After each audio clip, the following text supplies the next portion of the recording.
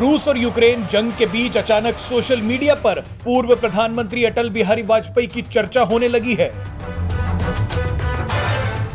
Ukraine के हालात को देखते हुए अब सोशल मीडिया पर लोग लिख रहे हैं कि भारत के पूर्व प्रधानमंत्री अटल बिहारी वाजपेयी के एक फैसले ने आज ये साबित कर दिया कि यूक्रेन जैसी स्थिति भारत में कभी नहीं आएगी। यहाँ अटल बिहारी वाजपेयी के जिस फैसले की बात हो रही है वो भारत द्वारा 1998 में किया गया परमाणु परीक्षण था। भारत ने जब साल 1998 में परमाणु परीक्षण किया तो उसकी गूंज पूरी दुनिया में सुनाई दी। भारत के इस कदम को लेकर यूएन में लंबी चर्चा हुई और कई देशों ने भारत के इस कदम को गलत ठहराया, लेकिन भारत किसी के दबाव में झुका नहीं। Today at 15:45 hours, India conducted 3 underground nuclear tests in the Pokhran range. अब आपको बताते हैं कि यूक्रेन पर खतरे के बीच अटल बिहारी वाजपेयी का जिक्र क्यों हो रहा है। दरअसल ये दावा किया जाता है कि सोवियत संघ के विघटन के बाद एक समय ऐसा था जब यूक्रेन के पास दुनिया का तीसरा सबसे बड़ा परमाणु हथियारों का जखीरा था, लेकिन अमेरिका, रूस और कई देशों के दबाव में आकर यूक्रेन ने अपने परमाणु बमों को नष्ट कर दिया था।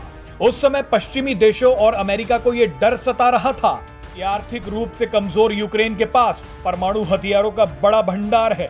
यूक्रेन ने रूस, यूके और अमेरिका के साथ 1994 में बुडापेस्ट मेमोरेंडम पर हस्ताक्षर किए, जिसके तहत वो अपने परमाणु हथियारों को नष्ट करने के लिए राजी हो गया। इसके बदले में पश्चिमी देशों ने यूक्रेन को वित्तीय मदद देने की बात कही थी, लेकिन आज यूक्रेन 1994 में लिए गए उस फैसले पर पछता रहा है।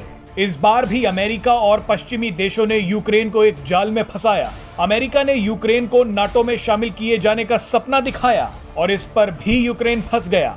और अब रूस के हमले के बाद यूक्रेन को पता चल गया है कि कैसे अमेरिका और पश्चिमी देशों ने उसका फायदा उठाया।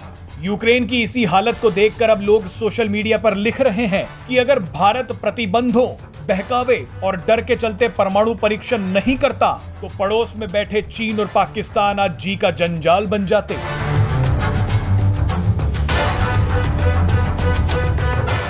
Presenting B News app, available on Google Play and App Store. Download it now.